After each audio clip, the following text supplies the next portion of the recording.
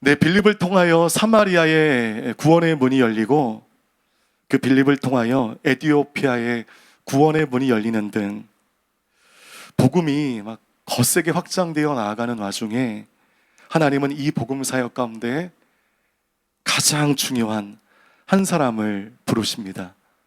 오늘 본문은 그 유명한 바울의 회심 장면입니다. 회심, 돌이킬 회, 마음심, 우리의 마음을 돌이키는 것. 여러분들은 회심을 경험하셨습니까? 회심하셨을 때 여러분들은 어떤 상황이셨습니까? 우리가 회심을 말할 때 보통 세 가지 형태의 회심이 있다는 건 아십니까? 첫 번째 회심은 급진적인 회심인데, 이것은 어느 한 날 강력한 사건으로 회심을 당하는 것입니다. 하늘나라에 가서 우리 바울 선생님 뵙고 바울 선생님은 언제 회심하셨어요? 라고 물어보면 분명히 오늘 본문의 이 시각을 말씀하실 것입니다. 여러분, 이런 급진적인 회심을 경험한 사람들은 대개 자기의 회심의 날짜를 기억할까요? 못할까요? 대개 기억합니다. 그 경험이 너무나 강렬했기 때문이죠. 두 번째 회심은 점진적인 회심입니다. 이 경우에 우리는 모두 회심한 특정 날짜를 기억하지 못합니다. 나 자신도 모르게 예수님을 나의 구주로 영접하고 믿게 된 것이죠. 내가 의지적으로 믿었다면 그날을 기억하는 게 맞습니다. 그런데 내 의지가 아닌 하나님이 나를 사로잡은 날이기 때문에 내가 그날을 기억하지 못할 수 있다는 것이죠. 확신은 있는데, 구주로 영접했는데, 분명히 회심했는데 날짜를 모르는 것 뿐입니다. 여러분, 이거 잘못된 거 아닙니다. 유명한 이단 중에 구원파라는 이단은 반드시 자기가 구원받은 날짜를 알아야 구원받은 것이라고 지금도 주장을 하고 있습니다. 여러분, 이런 말에 미혹되지 마세요. 사실 여러분, 언제 구원받았습니까? 라고 갑자기 물어보면 그 질문에 우리가 잘 대답하지 못하는 이유가 우리가 구원받지 못함이 아닙니다. 우리가 회심하지 않았기 때문이 아닌 것이죠. 우리가 급진적인 회심이 아닌 하나님의 은혜, 하나님이 주도하시는 점진적인 회심을 했기 때문인 것이죠. 내가 주도할 수 있다면 기억할 수 있는데, 여러분, 구원을 내가 어떻게 주도합니까? 하나님의 은혜로 끌려가는 것이죠. 하나님께서 점진적으로 우리를 주도하셨기 때문에 정확한 구원의 날을 우리가 기억하지 못합니다. 구원파의 그 농간에 여러분, 마음 흔들리지 마십시오. 세 번째 회심이 있습니다. 가장 피해야 할 회심인데요, 가짜 회심입니다. 예배당은 나오죠. 교회는 오래 다녔습니다. 그것 때문에 직분도 받았습니다. 그런데 회심하지 않고 종교 활동하시는 분들이 우리 주위에 없지 않아요.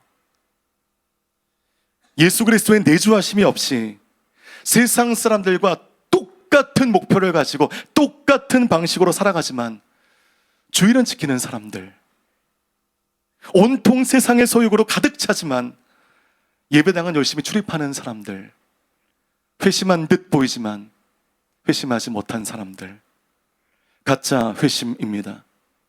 오늘 1절의 말씀을 함께 읽겠습니다. 시작. 한편 사울은 여전히 주의 제자들을 위협하며 그들을 죽일 기세로 대제사장에게 나아가, 급진적인 회심을 하기 전까지 사울은 포악한 사람이었습니다.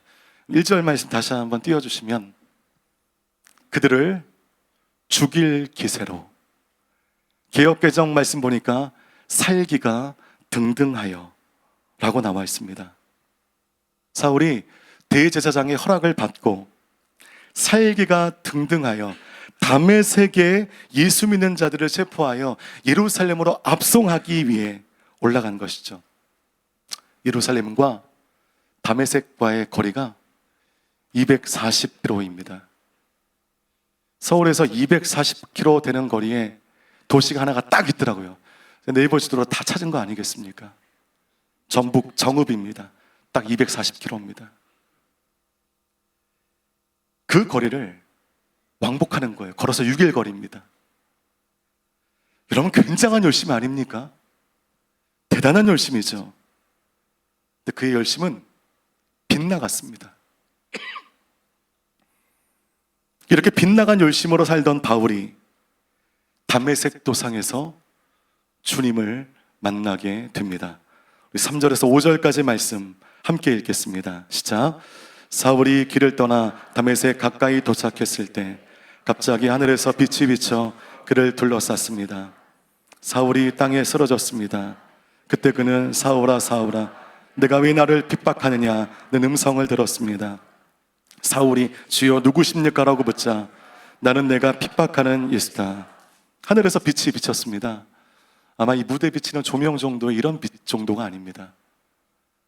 사람의 마음에 경외심과 공포심을 줄 수 있을 정도로 강한 빛이 내리쬐었습니다. 그리고 주님이 사울의 삶에 다가오셨습니다. 그럴 때 5절의 말씀을 좀 띄워주시면 사울이 주여 누구십니까? 라고 반응합니다. 사울이 주님을 알았네? 주님을 알았으니까 주여라고 얘기하지 예수님을 믿는 사람이었나? 라고 하실 텐데 여기서 말하는 주여의 그 헬라어 원문을 보니까 저와 여러분이 기도할 때 주여 주여 하는 그 주여가 아니라 막연한 초월적 존재를 위해 쓰는 보통 명사입니다. 신이여, 이런 의미가 되겠죠. 신이여 누구십니까? 그러면서 지금 이 준엄한 목소리로 나에게 다가오신 그 존재가 누구냐고 묻습니다. 하나님에 대해서는 누구보다 해박한 지식을 가지고 있다고 자부하던 그였습니다. 신학에 대한 지식과 율법과 전통에 통달한 사람이었습니다. 근데 주님이 다가오실 때 주님을 알지 못했습니다. 주님의 목소리를 알아듣지 못했습니다. 여러분, 우리가 이럴 수 있습니다. 예수님을 머리로 이해할 수는 있어요. 글로 마주할 수 있습니다. 그런데 그것은 아는 게 아니죠. 여러분, 종교적인 소양으로 예수님을 알 수 있습니다. 그런데 그것은 아는 것뿐이지 예수님을 만난 게 아닙니다. 사울은 하나님과 물리적으로 가까운 거리에 있었던 사람이었지만 그는 하나님에 대해 완전히 무지한 자였습니다. 저는 여러분이 물리적으로만 가까운 관계가 아닌 하나님을 만나 온전히 회심하시는 여러분의 인생이 되기를 축복합니다. 그렇게 찾아오신 주님의 음성 가운데 사울이 고꾸라지게 됩니다. 인생 전체가 완전히 전복되게 됩니다. 저는 이 사울의 회심 사건을 보면서 아직까지 가야 할 길 먼 저의 삶 속에 꼭 기억해야 할 두 가지의 가르침이 있다는 것을 알게 되었습니다. 첫 번째, 저를 따라해 주십시오. 속도보다 방향이 중요하다. 두 번째입니다. 따라해 주십시오. 열심보다 의미가 중요하다. 제가 사울의 회심의 장면을 보며 깨달은 두 가지입니다. 사울은 그가 붙들고 있는 신념을 가지고 누구보다 빠른 속도로 엄청난 열심을 가지고 살아간 사람이었습니다. 그런데 그 빠른 속도와 특심한 열심으로 무슨 짓을 하는가? 진리를 억압하는 짓을 하는 거예요. 우리는 여기서 한 인생이 속도와 열심을 가지고 인생을 마주하는 것은 좋은 일이지만 만약 그 속도와 열심이 옳은 방향으로 나아가지 않을 경우 나를 파괴하고 주변까지 교란시킬 수 있음을 보게 됩니다.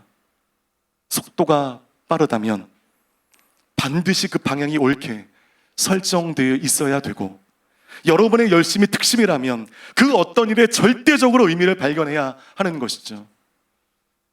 의미를 발견하지 못했는데 열심이 특심이다? 그것이 무슨 의미가 있겠습니까? 방향을 상실한 채 내달리는 자동차에게 절대적으로 필요한 기관이 있죠. 그럼 무엇입니까? 브레이크입니다. 브레이크. 달리는 것만큼 중요한 거에 브레이크, 서는 것이죠. 브레이크가 없이 속도가 빠르면 빠를수록 전복되었을 때 피해 또한 큰 것입니다. 사울은 방향 없이 달려가는 브레이크 없는 기관차였습니다. 브레이크 없는 폭주 기관차였던 이 사울을 하나님께서 멈추게 하십니다. 어긋난 신념과 잘못된 열정을 가지고 폭주하던 사울의 길을 하나님께서 막으시는 거예요. 다메섹에서 이 사울을 기다리셨습니다. 그리고 다메섹 초입에 왔을 때 그를 막아내셨습니다. 다메섹 도상은 삶에 어긋났던 방향을 제대로 맞추게 한 사울의 인생 가운데는 터닝 포인트와 같은 시간이었습니다. 우리 8절과 9절 말씀 함께 읽겠습니다. 시작. 사울은 땅에서 일어나 눈을 떠보았으나 아무것도 볼 수 없었습니다. 그래서 그는 같이 가던 사람들의 손에 이끌려 다메섹으로 들어갔습니다. 사울은 3일 동안 앞을 보지 못한 채 먹지도 마시지도 않았습니다. 다메섹 도상에서 주님을 만난 순간 사울의 삶 가운데 세 가지의 신비한 변화가 나타났는데, 첫 번째 8절의 말씀 보니까 눈은 떴지만 아무것도 볼 수 없었다. 기가 막힌 표현이죠. 지금까지의 사울의 삶을 한 줄 평으로 정리한 것입니다. 그는 떴지만 보지 못하는 인생이었습니다. 두 번째 8절 말씀 보면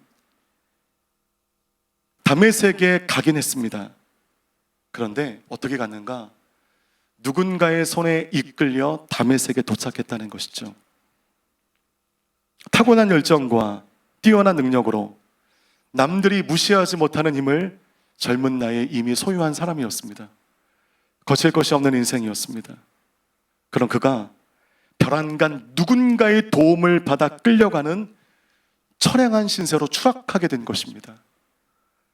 이것이 예수님을 만난 후 그에게 생긴 두 번째 변화였고요. 세 번째 변화는 그는 사흘간 식음을 전폐했다는 것입니다. 여러분, 사울에게 있어 나타난 이 세 가지 변화가 무엇을 말하고 있는 것일까요? 눈은 안 보이고 사람에게 끌려다니고 아무것도 먹지도 마시지도 못하는 이 모습은 할 수 있는 것도 없고 뭘 해야 될지도 모르는 극도의 혼란한 환경임을, 상태임을 보여주는 것입니다. 여러분, 존재를 부정하던 예수 그리스도의 살아계심을 확인한 순간 이 엄청난 혼란이 다가오게 된 것이죠. 진짜 진리와 거짓 유대주의가 사울의 마음 가운데 충돌하게 됩니다. 그의 인생의 시간만큼 그를 견고하게 지탱해 주었던 그 유대주의가 소멸됨으로 자기의 꿈과 야망과 모든 것이 한순간에 포기되었습니다. 여러분, 개인적으로 이거 얼마나 힘든 시간이었을까요? 자기가 이제까지 붙들고 살던 것이 틀렸다라는 것을 인정하는 것만큼 어려운 일은 없을 것입니다. 이제까지 살아왔던 그의 인생 전부가 주님을 만난 순간 부정되게 되었습니다.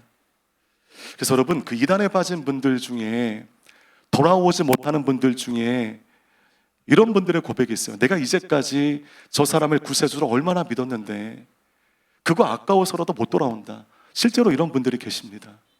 부정하기 싫은 거예요. 내가 이제까지 저 존재에게 쏟아본 그 모든 것들이 잘못되었다는 것을 인정하기가 싫은 것입니다. 사울이 지금 그런 상황인 것이죠. 나는 틀린 인생을 살았다. 나는 잘못된 인생을 살았다. 이것을 주님을 만난 그 순간 그의 마음 가운데 내적 갈등으로 다가오게 된 것입니다.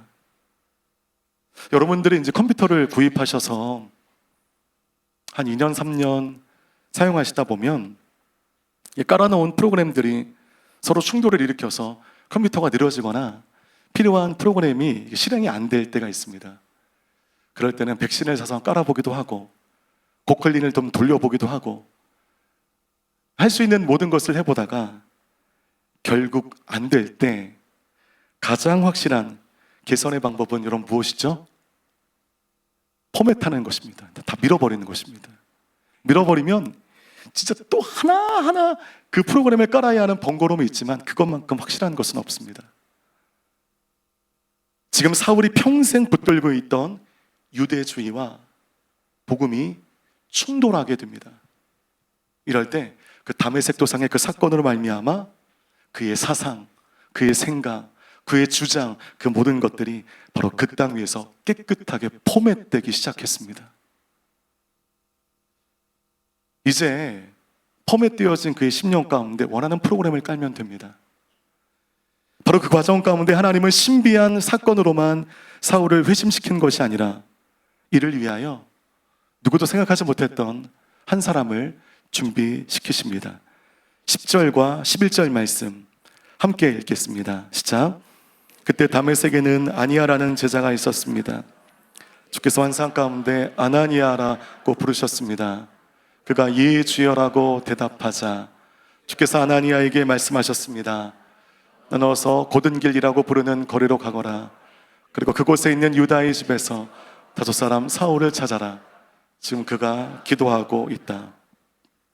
예수 그리스도를 만난 충격에 보지도 못하고 먹지도 못하고 이리저리 끌려다니는 이 불쌍한 회심자를 위해서 하나님은 아나니아라고 하는 무명의 사람을 준비시키셨습니다.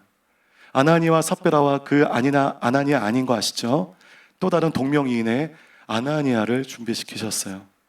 10절 말씀 띄워주시면 다메섹의 제자라고 아나니아를 소개하고 있는데 그다음 무슨 말인가?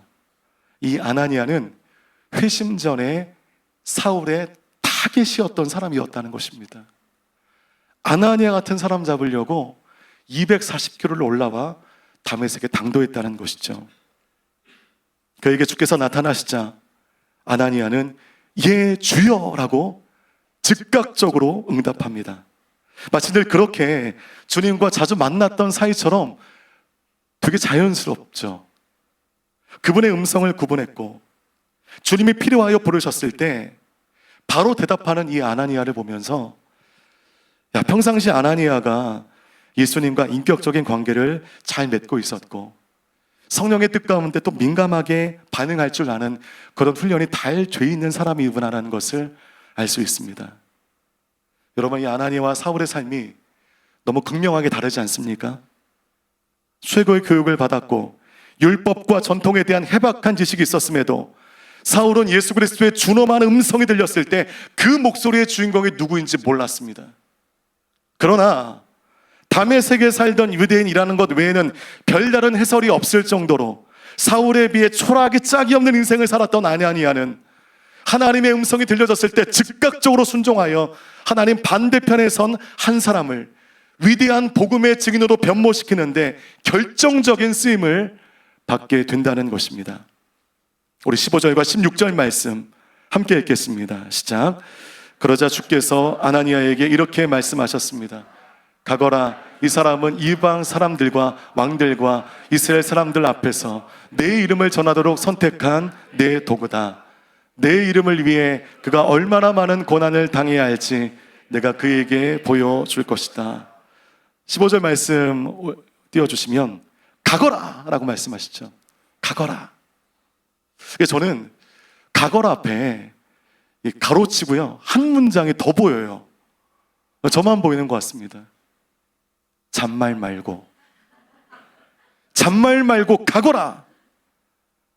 지금 아나니아가 주저하고 있어요. 너무 유명한 사람, 너무 위험한 사람을 만나라고 하시잖아요. 지금 하나님께서 아나니아에게 야 걱정하지 마. 사울 다메섹에서 회심했어. 온순한 양 같은 사람이 되었어. 그냥 찾아가. 아무 일도 없을 거야. 이렇게 말씀하지 않으셨거든요. 내 이름을 전하도록 선택한 내 도구이니 찾아가라. 이 말씀을 하셨습니다. 너무 무섭잖아요. 너무 마음이 쫄리지 않습니까? 주저주저하고 있는 아나니아를 향하여 잔말 말고 가거라 말씀하시죠. 그런데 아나니아가 갑니까 안 갑니까? 가요. 여러분, 이런 걸 순종이라고 하는 것입니다. 가고 싶지 않아요. 너무 무섭거든요. 가면 나에게 피해가 있을 것 같아요. 그럼에도 가거라 말씀하실 때 순종하는 것, 이것이 우리가 회복해야 할 진짜 순종인 것입니다. 내가 원하는 그 길을 하나님도 원하신다. 그 길 순종하는 건요 누구든지 할 수 있습니다. 아나니아가 이 위험천만한 사람 사울에게 가거라 말씀하시는 이 하나님의 음성 가운데 순종하여 그 사람에게 갑니다. 그럴 때 15절 말씀 가운데 내 이름을 전하도록 선택한 내 무엇이라고요? 내 무엇이라고 대답할 때까지 진행하지 않겠습니다. 도구다. 종이성경 가져오신 분들은 거기 한번 동그라미 쳐주십시오. 중요한 단어입니다. 도구입니다. 도구. 하나님 그 사울을 도구라고 말씀하셨어요. 이 도구라는 단어가 주는 두 가지 중요한 의미가 있습니다. 첫 번째, 도구는 자기 선택권이 없어요. 쓰는 자의 용도에 따라 쓰임새가 달라지는 것뿐이죠. 칼을 가지고 여러분 채소를 썰기도 합니다. 그 칼을 가지고요, 바쁘면 마늘도 이렇게 빻잖아요. 내려쳐가지고. 그 도구는 물론 용도를 가지고 생산이 되었지만 그 손에 들린 자의 원하는 용도에 따라 얼마든지 다르게 쓸 수 있는 것이 도구입니다. 사울에게 야, 내가 너를 이방인의 복음 전파를 위해 사용해도 되겠냐? 괜찮겠냐? 물어보지 않으셨어요. 주권적인 결정으로 말미암아 사울의 용도가 이미 결정된 것입니다. 이방인을 향한 복음의 통로라는 그 주권적 결정이 이미 있게 된 것입니다. 하나님의 주권에 따라 사울의 용도가 결정되었으니 그냥 순종하여 가는 것이 도구라는 것입니다. 두 번째는 하나님이 주시는 것을 담는다는 것이죠. 그릇이 원한다고 큰 그릇이 될 수가 없고, 그릇이 원한다고 좋고 귀한 것을 담을 수가 없어요. 아무리 우리가 바울이 되게 달라고 해도 하나님이 원하시지 않으면 그렇게 될 수 없고, 하나님 저는 아나니아만 충분합니다. 아나니아 노릇만 해결되라고 할지라도 하나님 손에 잡혀 용도가 결정되어지면 우리는 싫어도 바울의 삶을 살아야 되는 것입니다. 우리 결정권이 없어요. 나의 인생을 붙잡으신 그분이 나를 향하여 결정하신 용도에 따라 우리가 사용할 것뿐인 것입니다. 이것이 도구라는 것이죠. 여기 앉아있는 여러분들 모두 하나님의 도구인 줄 믿습니다. 여러분들이 꿈을 가지고 열심히 훈련하고 살아가며 여러분이 쓰임받고자 하는 그 용도가 있겠지만 그보다 중요한 것은 하나님이 여러분을 쓰시기 위한 용도라는 것이죠. 하나님의 그 주권적 선택에 따라 사울이라는 하나님의 대척점에 있었던 인생이 오히려 복음의 귀한 통로로 사용되는 이 멋진 광경을 볼 수 있습니다. 기독교의 반대축에 서서 한평생을 강한 무신론자로 살았던 지식인 이어령 교수께서 예수님을 만나고 2007년 도쿄의 한 호텔에서 세례를 받으시는데 그 세례를 집례했던 하용조 목사님과 회중에게 세례받은 후에 이런 말씀을 하셨다고 합니다. 이어령이가 오늘 결국 예수님께 넘어가네요. 넘어가지 않으려고 끝까지 버텼는데 방법이 없네요. 저 오늘로 예수쟁이 됩니다. 세례받은 직후에 이어령 씨께서 하신 말씀입니다. 하나님이 그를 쓰시겠다는데 무슨 수로 맡겠습니까? 기쁘신 뜻 가운데 이 한 사람의 용도를 하나님이 결정하셨는데 무슨 수로 그것을 맡겠습니까? 그분은 그 이후에 온전한 신앙인이 되었고 회심한 그 이후에 쓰여진 많은 글들에서 그 전에는 만날 수 없었던 그리스도의 향기를 맡을 수 있게 되었습니다. 회심 후에 썼던 대표적인 저서 뭐가 있나요? 지성에서 영성으로. 빵만으로는 살아갈 수 없다. 이러한 회심 후에 썼던 책 곳곳에서 그의 회심의 증거들이 발견되어지며 그 글들은 복음을 위한 선한 도구가 되고 있습니다. 한때 주님과 대척점에 서 있던 한 사람의 지식이 주님 손에 다루어지니 선한 복음의 도구가 되고 있는 것입니다. 그렇게 주님을 위해 살다가 2022년 2월에 그토록 복을 원했던 주님 품에 안기셨습니다. 말씀 마치겠습니다. 살기가 등등하여 예수 믿는 자를 포악하며 압제하던 핍박자를 증인으로 부르셔서 이방 땅의 선한 복음의 통로로 쓰시는 주님, 이렇게 사울은 이방인의 복음 전파를 위해 선택되어졌고 그 인생이 하나님의 손에 온전히 붙들려지게 되는 것입니다.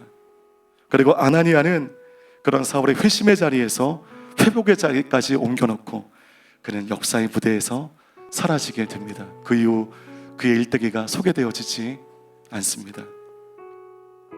저는 핍박자 사울을 증인으로 부르신 하나님의 섭리도 놀랍지만 무명의 아나니아를 사울 회심의 중요한 통로로 쓰시는 그 하나님의 아이디어 또한 놀랍습니다.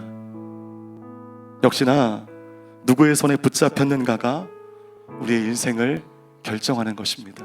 하나님 손에 붙잡히기 위해서 4대, 5대의 예수 믿는 가정에서 태어나 한 번도 어긋남 없이 오로지 말씀 가운데 커가온 그런 사람들도 하나님이 쓰시지만 과거에 죄악 중에 괴수의 삶을 살던 그 인생도 하나님 손에 붙들리면 이렇게 쓰임받을 수 있습니다. 지금 여러분들은 무엇을 붙잡고 계십니까? 여러분, 회심하셨습니까? 여러분들 이 자리에 왜 앉아 계십니까? 누구도 여러분께 던지지 않았던 이 질문 가운데 대답하지 못한다면 사생결단 기도하며 하나님 나의 영혼을 만나달라고 기도하셔야 됩니다. 주님 만나지 않고 회심하지 않고 이 각박한 인생을 우리가 믿음으로 살아낼 수가 없습니다. 여러분, 주님께 붙들려야만 우리는 넉넉히 살아갈 수 있음을 믿습니다. 유명이든 무명이든 그것은 하나님의 관심사가 아닙니다. 얼마나 능력이 출중한가 능력이 없는가, 이것은 하나님께서 고려 대상이 아닌 것이죠. 주님의 음성 가운데 싫을지라도 순종하며 나아가는 인생, 죄악 중에 괴수의 삶을 살았지만 그 주님 앞에 회심하여 나아가는 인생, 그 삶 속에 하나님의 은혜는 살아 역사하는 줄로 믿습니다. 바로 그의 삶이 여러분 모두의 인생이 되시기를 주님의 이름으로 축복합니다.